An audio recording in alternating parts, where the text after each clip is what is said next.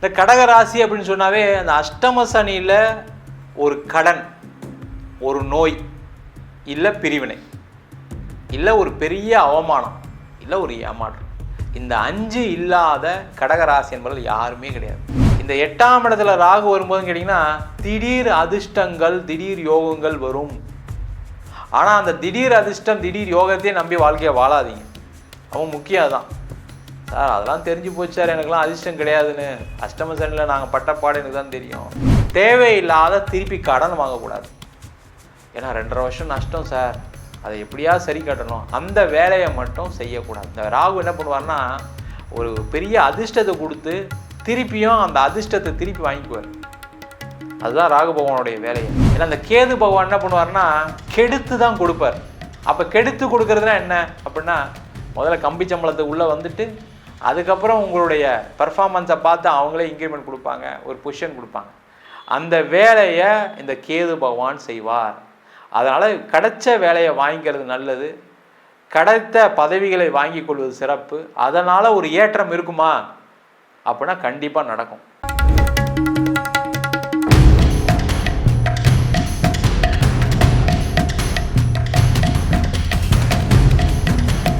கடக ராசி அன்பர்களுக்கு ராகு கேது பயிற்சி பலனை பற்றி இந்த வீடியோ டீட்டெயிலாக பார்க்க போகிறோம்.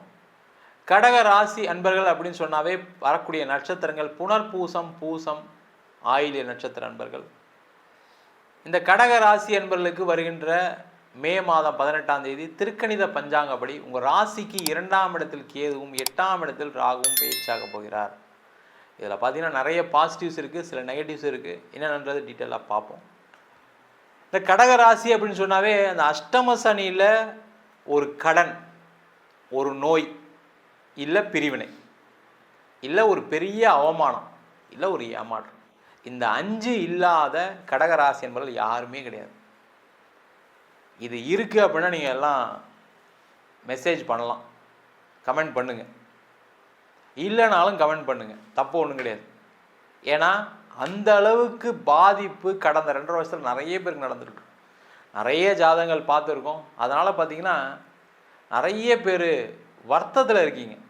நம்பிக்கை துரோகம் பார்த்தீங்கன்னா உங்கள் கூடயே இருந்திருப்பாங்க, நம்பிக்கை துரோகத்தை ஏற்படுத்தியிருப்பாங்க. அது உங்கள் கணவராக இருக்கலாம், உங்கள் மனைவியாக இருக்கலாம், உங்கள் பார்ட்னராக இருக்கலாம், உங்கள் கூட பிறந்தவங்களாக கூட இருக்கலாம். அதனால் பெரிய மனவலி. இவங்க இப்படி பண்ணிட்டாங்களே, நான் கொஞ்சம் கூட எதிர்பார்க்கல. காசு பணம்லாம் போனால் பிரச்சனை இல்லை சார், ஆனால் கூட இருந்தே நம்மளை முதுகில் குதிட்டாங்கன்னு சொல்லக்கூடிய ஒரு நிலையில் இருந்திருப்போம். அவங்களுக்கு எல்லாருக்குமே அதிலிருந்து ஒரு விமோச்சனத்தை கொடுக்கக்கூடிய பயிற்சியாக இருக்க போகுது. இந்த 8ஆம் இடத்துல ராகு வரும்போதுன்னு கேட்டிங்கன்னா திடீர் அதிர்ஷ்டங்கள், திடீர் யோகங்கள் வரும். ஆனால் அந்த திடீர் அதிர்ஷ்டம், திடீர் யோகத்தையே நம்பி வாழ்க்கையை வாழாதீங்க. அவன் முக்கியம் தான். சார் அதெல்லாம் தெரிஞ்சு போச்சு சார், எனக்குலாம் அதிர்ஷ்டம் கிடையாதுன்னு. அஷ்டம சனியில் நாங்கள் பட்டப்பாடு எனக்கு தான் தெரியும்.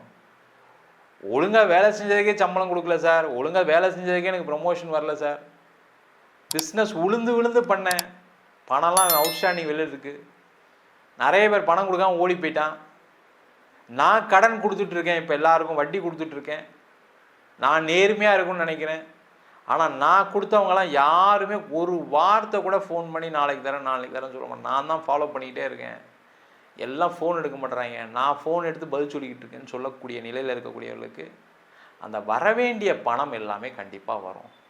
நிறைய வாய்ப்புகள், திடீர் அதிர்ஷ்டங்கள் மூலம் வரும். அதை பயன்படுத்துங்க. அதை பயன்படுத்தும் போது என்ன ஆகும்னா உங்களுடைய பொருளாதார நிலை ஒரு சமநிலைக்கு வரும். அந்த சமநிலைக்கு வரும்போது தேவையில்லாத திருப்பி கடன் வாங்கக்கூடாது. ஏன்னா 2.5 வருஷம் நஷ்டம் சார், அதை எப்படியா சரி கட்டணும், அந்த வேலையை மட்டும் செய்யக்கூடாது. இந்த ராகு என்ன பண்ணுவார்னா ஒரு பெரிய அதிர்ஷ்டத்தை கொடுத்து திருப்பியும் அந்த அதிர்ஷ்டத்தை திருப்பி வாங்கிக்குவார். அதுதான் ராகு பகவானுடைய வேலையை.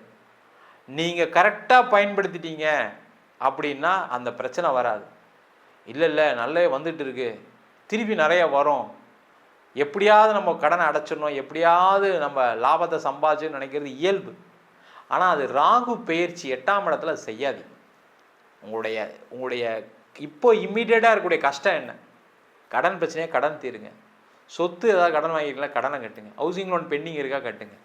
இது எல்லாமே செய்யலாம், தொந்தரவு வராது. இல்லை நான் புதுசாக கம்பெனி ஆரம்பிக்கிறேன், புதுசாக ப்ராடக்ட் எதாவது பண்ணுறேன், புதுசாக பிஸ்னஸ் பண்ண போகிறேன், புதுசாக நான் வேலையிலேருந்து பிஸ்னஸ் பண்ண போகிறேன், பிஸ்னஸ்லேருந்து வேலைக்கு போக போகிறேன்னீங்கன்னா கண்டிப்பாக பிரச்சனை வரும். சார் வேலை மாற்றம் ட்ரை பண்ணிகிட்டு இருக்கேன் சார், கிடைக்குமானா கண்டிப்பாக கிடைக்கும், உறுதியாக நடக்கும். வேலை இல்லாதவர்களுக்கு வேலை வாய்ப்பு கண்டிப்பாக வரும். ஏன்னா 2ஆம் இடத்துல கேது வரார்.